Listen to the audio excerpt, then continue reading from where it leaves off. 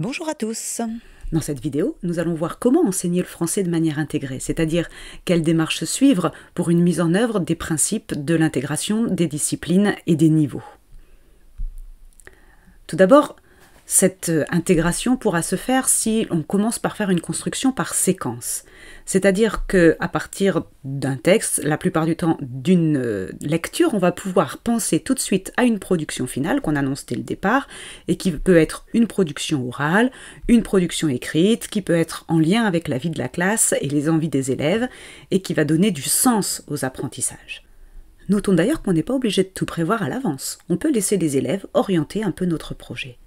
Donc ce projet permettra d'ancrer des apprentissages différents dans les domaines du français, comme le langage oral, ce sera l'occasion d'échanges verbaux importants, l'apprentissage initial de la lecture, notamment pour les élèves de CP, l'encodage et le décodage, l'apprentissage d'un lexique plus riche, qu'on conduira à partir de ces expériences, l'apprentissage d'une démarche d'écriture et de certaines tournures pour pouvoir écrire mieux, et enfin l'entraînement intensif pour lire de plus en plus efficacement, puisque c'est quand même le cœur de l'apprentissage du français au cycle 2.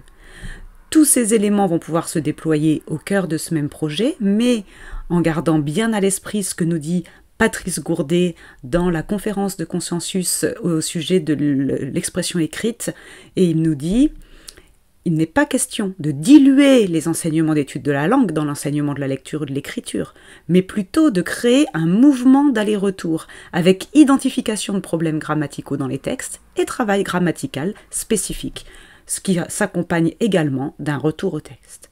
Si je vous donne un exemple, on va étudier ce petit texte très simple, facile à déchiffrer pour des élèves de CP qui parlent des animaux de la banquise et particulièrement du manchot. On va essayer de mettre en œuvre une démarche de compréhension des différents éléments de ce texte documentaire. On va y associer une démarche un peu interdisciplinaire avec des recherches sur où se situe le pôle Nord, le pôle Sud, que font les animaux, et puis on va aboutir à une production finale, ici des fiches sous forme d'affichage sur les différentes découvertes qu'on a pu faire. Ce choix de l'interdisciplinarité, qui n'est pas unique dans la méthode intégrée, nécessite que l'on définisse d'abord des objectifs très clairs dans chaque domaine du français, pour l'oral, pour l'écrit, pour la lecture et pour l'étude de la langue. Ensuite, il va falloir également définir des objectifs disciplinaires, parce que les disciplines annexes ne sont pas qu'un prétexte à faire du français. Alors on peut enseigner des contenus, on peut également enseigner des démarches, par exemple une démarche scientifique, une démarche d'investigation, et puis on peut permettre, en EMC, en EPS, en art, aux élèves de verbaliser, de pouvoir mettre par écrit certaines de leurs découvertes ou certains de leurs ressentis. Cette démarche doit bien se garder de diluer tous les objectifs ensemble. C'est ce que nous dit Sylvie Plane dans cet extrait.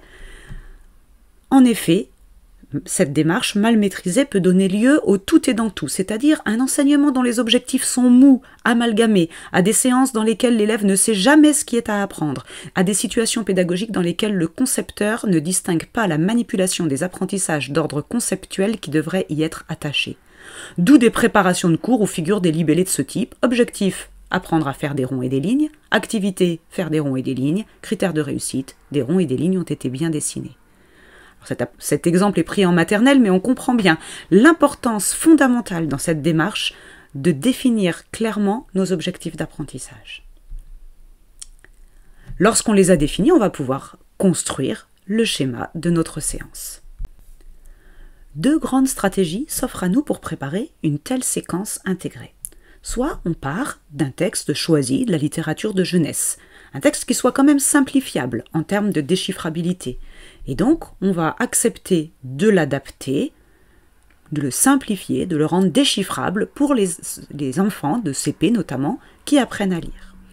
Soit on choisit un texte qui est construit pour l'apprentissage de la lecture et qui est donc déjà déchiffrable dans une progression particulière, et on peut en faire une version complexifiée pour les meilleurs lecteurs, pour les CE1, pour les CE2, pour en tirer un enjeu de compréhension. Ensuite, on va réfléchir à ce que ce texte complexe, soit celui qu'on a choisi, soit celui qu'on a construit, puisse avoir des objectifs d'apprentissage dans d'autres domaines. Par exemple, quel lexique va nous sembler important à connaître dans ce domaine? Est-ce qu'il va être adapté notamment à un apport morphologique ou à une catégorisation? En grammaire, on va pouvoir examiner à quel temps est le texte. Par exemple, les textes documentaires sont souvent au présent, les textes injonctifs souvent à l'impératif ou à l'infinitif, les récits plutôt au passé, et on peut ainsi lier l'apprentissage de la lecture et celui de la conjugaison. On va pouvoir voir aussi quel type de phrases on y trouve, ou quelles classes de mots y sont le plus représentées, et qu'est-ce qui va nous permettre de travailler. On va pouvoir ensuite réfléchir aux productions que l'on veut envisager à l'écrit, et également aux productions qu'on peut envisager à l'oral. On peut alors soit faire correspondre le type de texte au moment de l'année où on a prévu de voir la notion, soit réécrire le texte pour qu'il corresponde à nos attentes. Par exemple, si je souhaite travailler sur les contes traditionnels, qui sont d'habitude plutôt écrits au passé, et notamment à l'imparfait, je peux attendre d'avoir étudié le graphème « est » avec les CP, afin que la plupart des verbes soient déchiffrables, et à ce moment-là, j'en profiterai pour travailler sur l'imparfait avec les CE1 ou le passé composé avec les CE2 et la valeur de ces deux temps, et peut-être que du coup, je vais le faire plutôt en période 4. Sinon, je peux réécrire ces comptes au présent pour les rendre déchiffrables avec les CP plus tôt dans l'année, et pour que cela corresponde à ma progression en conjugaison avec les CE1 et les CE2.